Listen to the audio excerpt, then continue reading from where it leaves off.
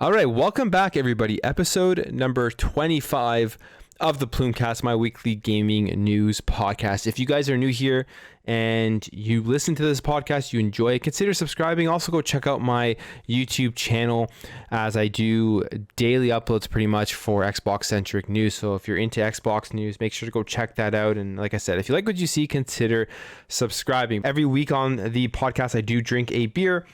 And this week's beer is, I don't know if I'm saying it right, but it's Gogoons, and it's a red ale from Tuc de Broye Brewery, which is located in Embrun, Ontario, wherever that is.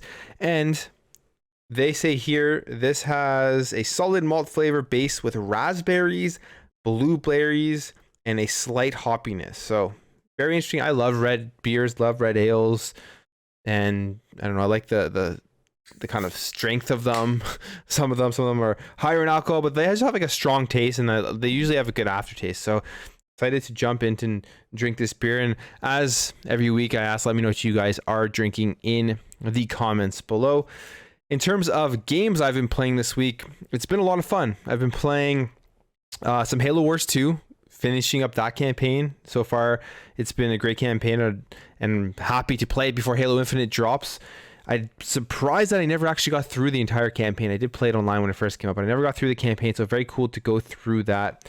An interesting story with the Banished and Decimus and Atriox and all that kind of stuff. So excited to see how that ends. Probably will finish that up sometime soon. Been playing the Halo Infinite tech preview again just this past weekend. And big team battle is so much fun, man. I can't wait for this game to come out. They nailed it. Like, I know I've talked about the Halo Infinite tech preview previously, but they really nailed that multiplayer. It is awesome. And big team battle is even more fun than arena right now, I think. I'm really having a great time with big team battle. And usually I'm more of the arena style game, multiplayer game mode in Halo, but I'm finding myself having more fun right now with big team battle. We'll have to see if that continues. I like to jump back between both, but I love the vehicles. I like the map. I like the new different weapons in there and some of the grenades. I forget what they're called, but one of them, like, you throw it and it shoots off like some static or whatever, or lightning and across multiple enemies. There's a pulse rifle. There's just like I think it's called the pulse rifle, but it's just like there's some cool weapons in there, and you finally get to drive the Ghost, the Banshee, the Warthog, the Mongoose, all that kind of stuff. You get to play Capture the Flag, and yeah, it's just a ton of fun. So Halo Infinite is going to be great. December 8th can't get here fast enough. And you know what I love about Halo Infinite's tech preview, whatever you want to call it, is that it's somebody like me who never lost faith, who never doubted that 343 was going to absolutely knock the multiplayer out of the park, knock Halo Infinite out of the park in terms of gameplay and graphics and all that kind of stuff. It's awesome that it looks this good already and plays this good already, and the game is still a couple of months away. So all of the fake outrage, all of the fake fear, uncertainty, and doubt is just, it's great to see all of that just crumble for all those people that were sitting at home praying that Halo Infinite was going to suck, because it's not going to suck. And even if the campaign isn't, well, I'm sure, you know what, I'm not even gonna say that. The campaign is going to be really good. It's going to be on par with the multiplayer, graphically, gameplay wise, 100%. But at the end of the day, the longevity of Halo Infinite is going to be in the multiplayer. And as of, what are we, October 2nd or October 3rd right now, we know that it's going to be great from what we've played in the tech preview, and it's going to continue to get better and grow. And Halo Infinite is going to be probably one of the most played games for a very long time. And this game is going to be around. It's going to have a great esports league, and it's free to play. The community is going to be massive. So it's just like, if you're a lover of Halo, if you're a big fan of Halo, like I am, this couldn't be better. So I'm just so happy, as you guys can tell right now, I guess, with my excitement, that they knocked it out of the park, and we don't even have it yet. Like, it's not fully out yet. So that's what I've been playing a lot of as well. And I've been playing another game that I can't really talk about, but that we'll be talking about that relatively soon. So stay tuned for that. And did I say Scarlet Nexus? I've been playing some more Scarlet Nexus, getting through that as well, which is now on Xbox Game Pass. And if you haven't played Scarlet Nexus, definitely go check it out, because the action is amazing. The gameplay is just awesome. The story is decent. I mean, it is that like anime story. There's a lot of stuff going on. If I'm being completely honest with you guys, I enjoy the story. I skip through some of it just because I want to finish and get to the combat because it's actually that much fun. I don't read all of the dialogue stuff and all of like the character building between your party members and all that kind of stuff because I don't know. I just didn't. But it is a great game and I highly do recommend checking it out, especially now that it is on Xbox Game Pass. But that's pretty much what I've been playing this week. And yeah, we have a lot of things to talk about. Some rumors, acquisitions, Game Pass subscriber numbers. Jeff Keighley saying he's seen some things. And yeah, I'm not 100% sure if I'm going to break all of this up into like different sections this time. I will like put the timestamps, but I may just kind of continuously go through some of these things all at once. We'll have to wait and see when I edit this. So don't hold me to that if you're just listening to this intro and waiting for me to jump into the topics.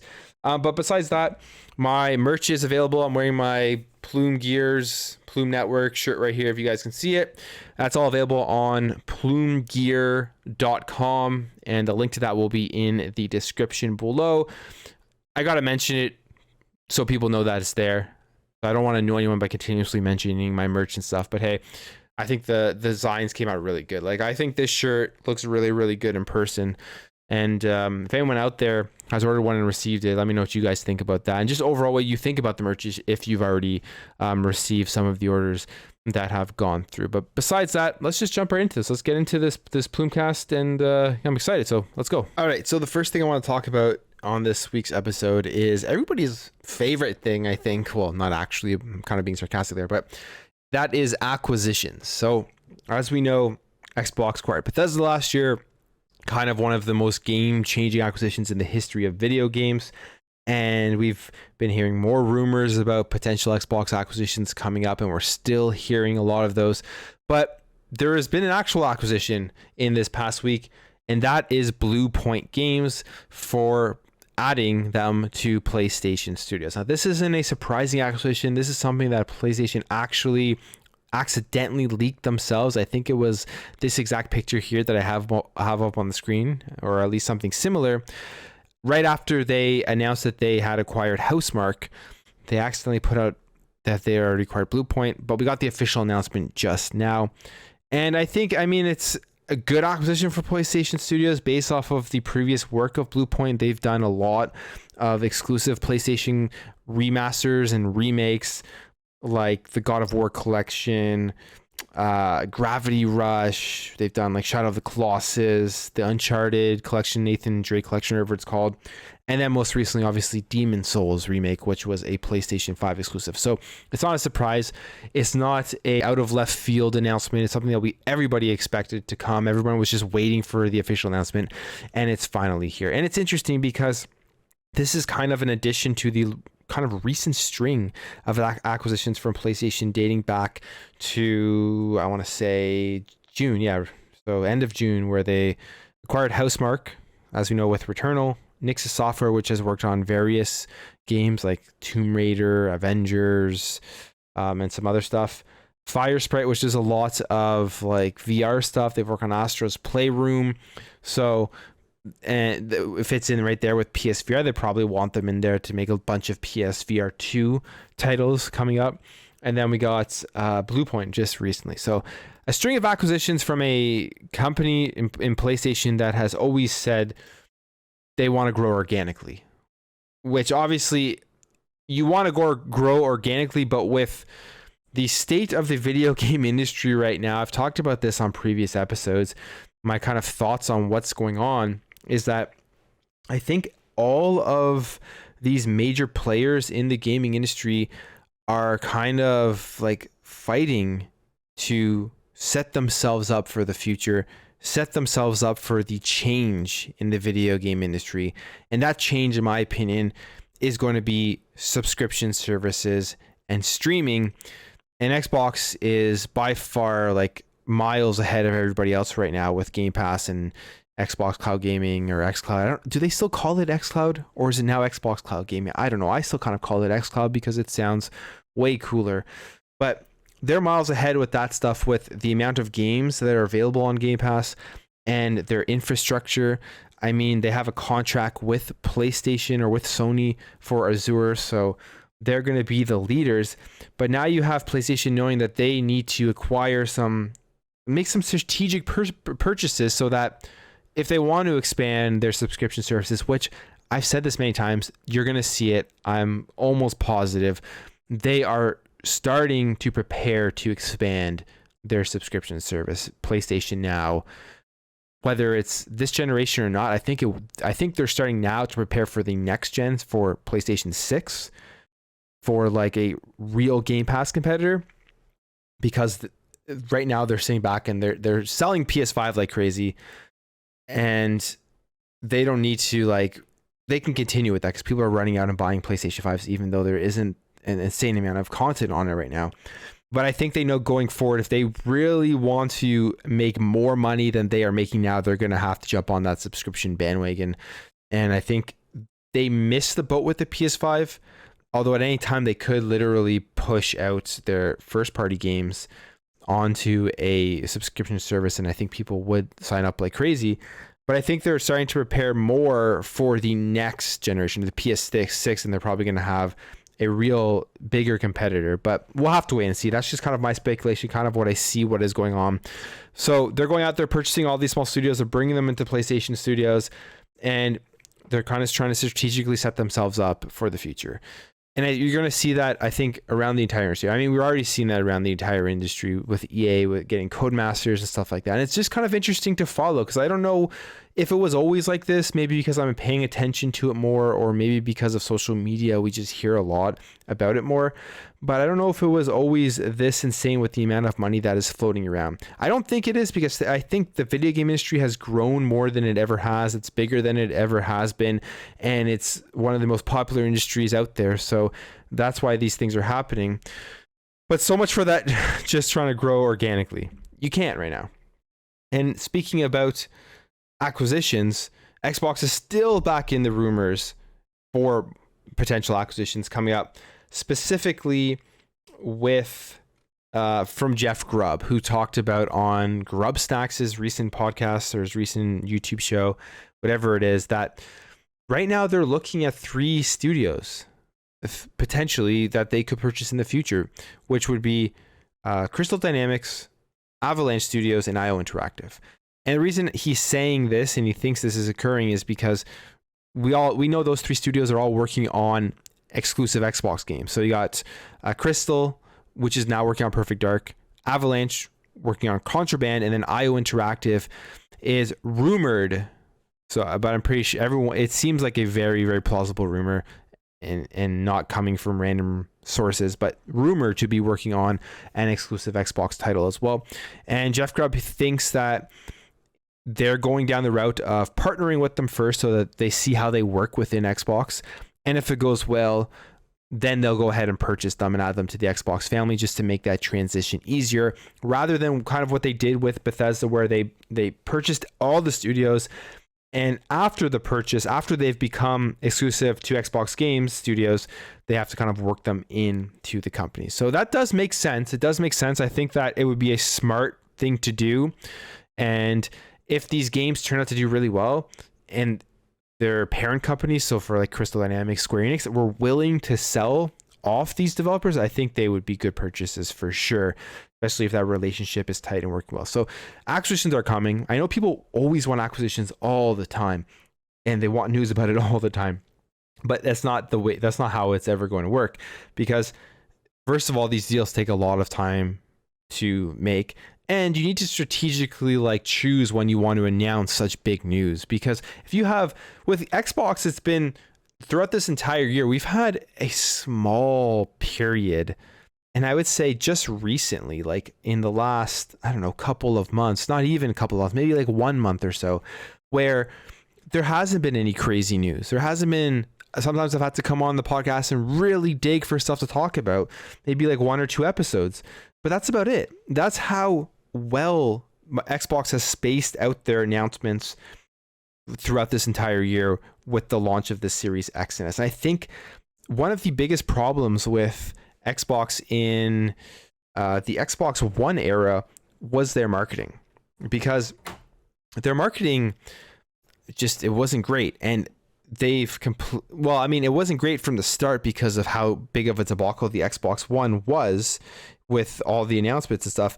But they've really turned it around with the Series X and S. I think they've done a great job with their marketing, and they're strategically announcing things every couple of months to keep you interested in the platform, keep you interested in the brand. And what else makes it a lot easier for them to do this is Xbox Game Pass. Like when they can announce just a huge slate of games coming over to Xbox Game Pass, that helps a ton because you're getting people, even if they're like not day one games, you're getting people excited for a bunch of, in their minds, think that they're free, even though you're paying a subscription service. But how many times do you see a list of Game Pass games come out and you think, oh man, I get to play all these games for free, even though you're paying a subscription service? That's another brilliant thing of the subscription service, what it does for your brain and the way you think about stuff.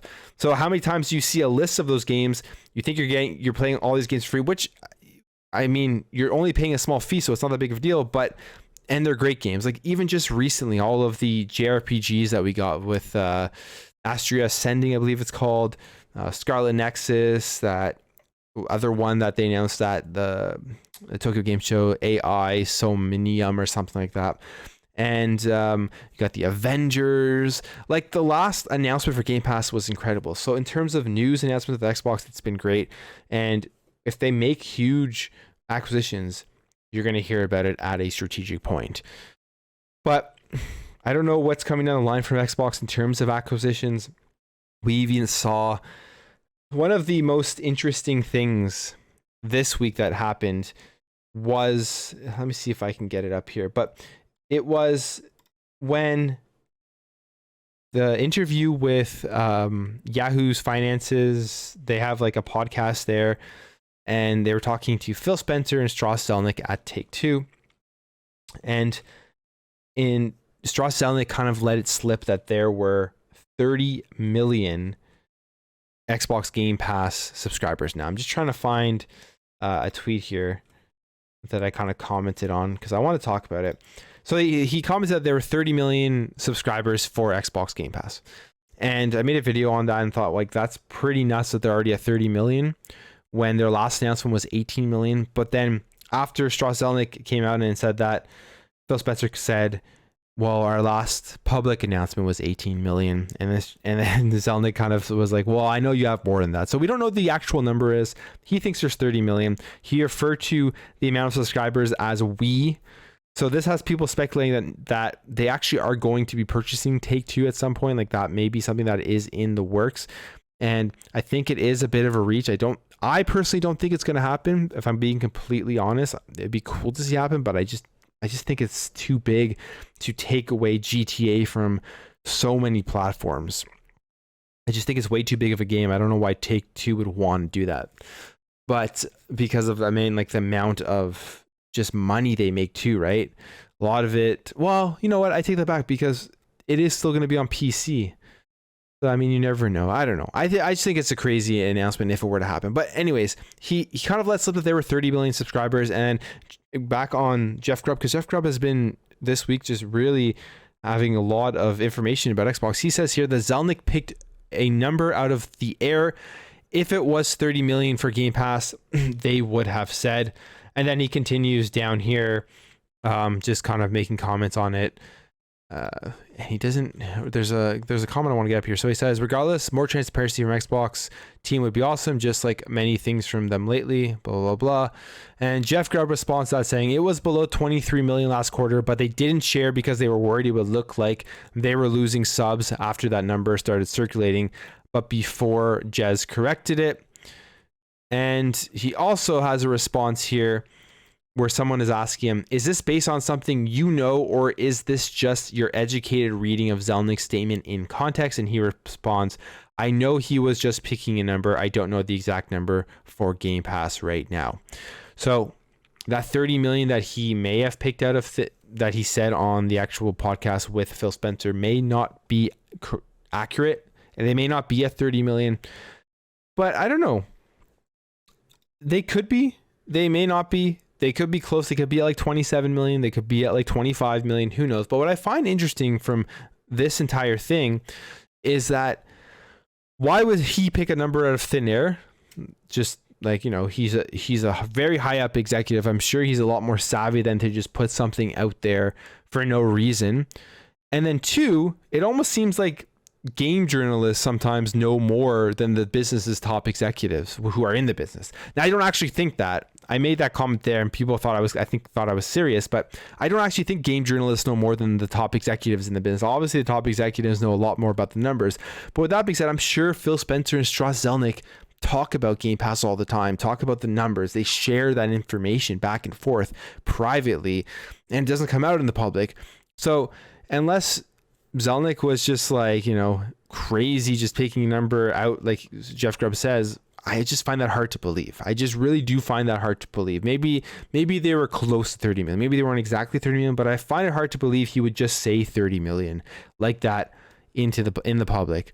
And I don't truly believe that we would know publicly how many subscribers, if there were 30 million subscribers. I don't think Xbox would just come out and say randomly on an Xbox Wire post, hey, we have 30 million Game Pass subscribers now. I just don't, because if you look, they haven't reported their numbers like that in recent history. Generally, when we've heard about subscribers to Game Pass, we hear it through their financial reports. We hear it through their financial calls, right? So with a huge number like that, we're probably not going to hear about it until the next quarter, or at something like the Game Awards, like a big show. I just don't think they would write an Xbox Wire or a media release about that. I don't know. I could be completely wrong on this, and I'm willing to hear other opinions on this, because it's weird to me why he would just say 30 million. I just don't understand. But again, that's another acquisition talk. People are starting to think like, oh, is it Take-Two? Do they have all of these numbers about Game Pass? And does that 30 million get Strauss Zelnick really excited, knowing that instantly anything they put out will have access to 30 million people? And we know that GTA makes a ton of their money through microtransactions, right? So that's just going to add value to their game itself, because people are still going to go out and buy that game at full price easily. And it's going to be on PC still. So I don't know. We'll have to wait and see. I'm very skeptical. But if we do hear anything acquisition wise, I don't think we'll hear about it until next year. I really, really don't. I don't think we'll hear about any sort of acquisitions until maybe February, maybe March, if there are any in the works that are soon for Xbox. So the Game Awards has been announced. It is going to be on Thursday, December 9th, a day after Halo Infinite releases. So I don't know how many people are actually going to be watching it, and I'm just kidding. But it's going to be an interesting show. I mean, the Game Awards has always been interesting. It gets better and better, I think, over the past couple of years. I don't think anybody actually cares about the awards. I mean, I don't give a crap about any of the awards. I'll be completely honest. I couldn't care who wins best action game, game of the year, best whatever, right? I don't care at all about that stuff. What I do watch it for, though, however, are the announcements that come out. Because if you remember, they announced the Xbox Series X at the Game Awards. They've announced a bunch of crazy games at the Game Awards. We've seen just awesome announcements at this show, and it seems like every year it's getting better and better with the announcements. It's more turned into a showcase / announcement show than an award show. They kind of take the awards and throw them in there in between all of the crazy announcements. But that's what I'm excited for the Game Awards. And Jeff Keighley the other day recently tweeted that he said, "Today I saw things," obviously referring to probably games that haven't been announced yet or haven't been shown off yet and are going to be shown off at the Game Awards on December 9th. So that's very exciting to think about, to hear about, for a couple of reasons. I mean, all of the rumors out there with, acquisitions. I don't think we'll get acquisitions at the Game Awards, but just acquisitions, maybe he could be referring to that. Games that haven't been announced. One of the rumors that we heard a lot about and we haven't heard anything since has to do with Kojima signing that letter of intent with Xbox, and we don't know anything about that right now. We've heard a bunch of stuff about Konami reviving some games. Don't make fun of the way I say Konami. I don't know if it's because I'm Canadian. It rolls off my tongue easier like that. I say that, I'm just joking. You can make fun of me. But I say that because in previous videos, whenever I say Konami, everyone just in the comments says, I hate the way he says it. It's like, anyways, I don't care if you make fun of me. But there is some recent information coming out that they are going to revive Metal Gear, Castlevania, and Silent Hill. So maybe he is referring to that. And when it comes to this stuff here, I kind of want to go on a little bit of a tangent here, but I don't know about you guys, but I find in 2021, 2020, 2019, the last couple of years, it's almost like everything, there are more remakes and remasters of games than there are new IPs and new ideas. And it's almost worrisome a little bit.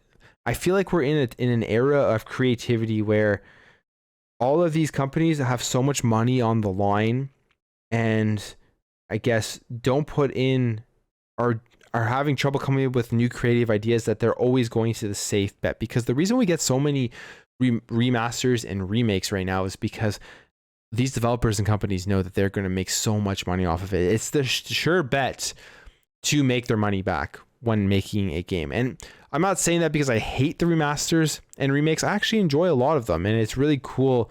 Like, one of my favorite remakes that I've played in the last few years was the Zelda's Link Awakening on the Nintendo Switch. Absolutely love that.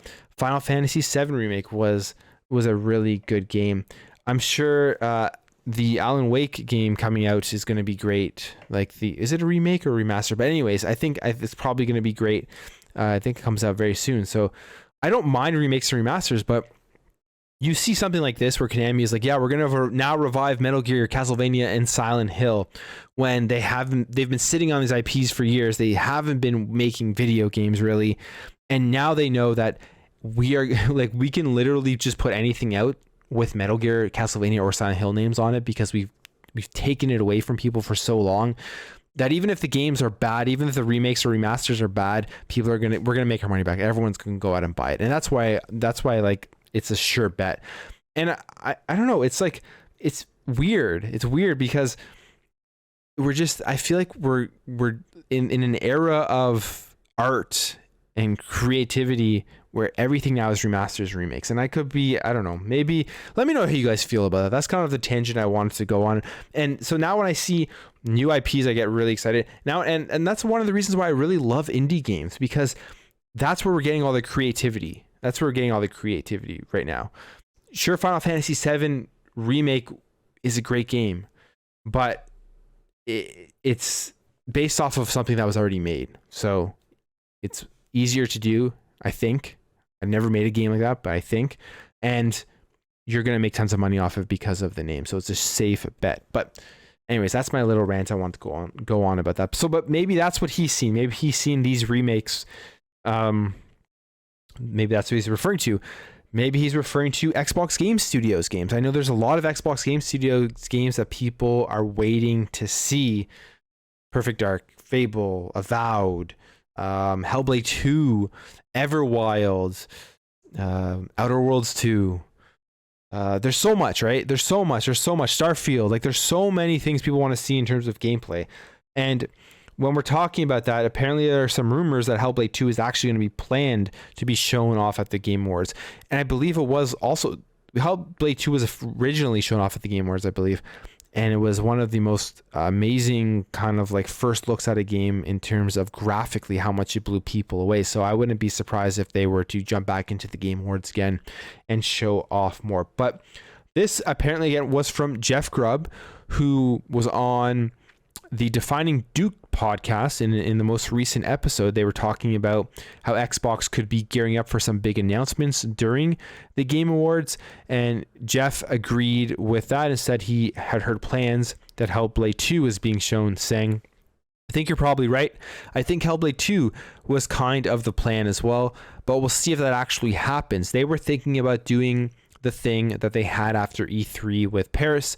They were thinking about putting that in the show, but we're like, no, that's too much for you stuff. That's too much for you stuff.